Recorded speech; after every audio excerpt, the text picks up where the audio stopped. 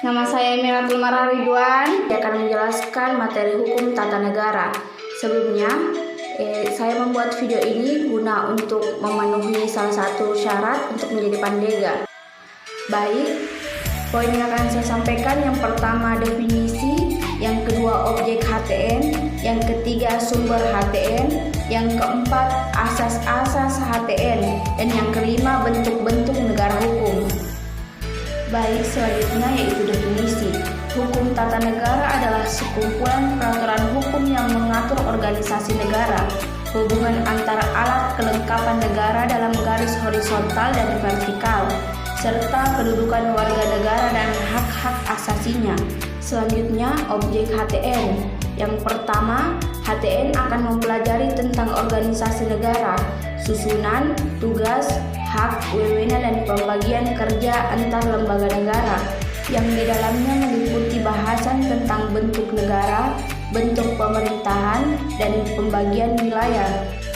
Yang kedua, hubungan horizontal antar kelengkapan negara yang akan membahas tentang lembaga-lembaga legislatif, eksekutif, dan yudikatif. Tentang hubungan vertikal yang akan membahas pembagian wilayah dan hubungan pusat antar daerah. Yang ketiga, warga negara yang akan membahas tentang asas-asas kewarganegaraan dan hak asasi manusia. Yang ketiga yaitu sumber hukum, segala apa yang menimbulkan aturan-aturan yang mempunyai kekuatan bersifat memaksa, yaitu jika dilanggar akan menimbulkan sanksi. Yang keempat, hukum tata negara dalam arti formal. Yang pertama, hukum tertulis, yaitu hukum hasil pekerjaan perundang-undangan dari berbagai badan yang berwenang.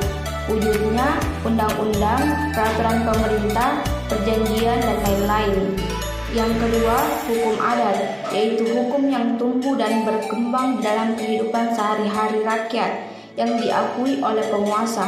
Misalnya, ketentuan hukum mengenai swapraja, seperti kedudukan, struktur pemerintahan, organisasi jabatan. Selanjutnya, sumber hukum tata negara di Indonesia.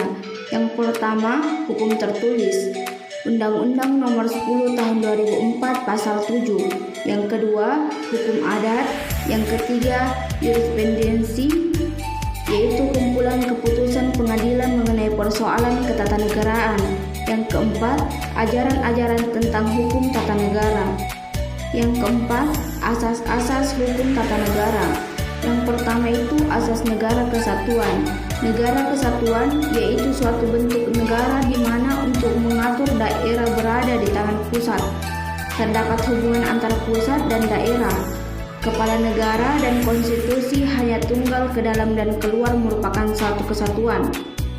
Yang kedua, asas-asas umum negara kesatuan. Yang pertama, desentralisasi. Yang kedua, dekonsentrasi. Dan yang ketiga, tugas pembantuan. Dan yang kelima, bentuk-bentuk negara hukum.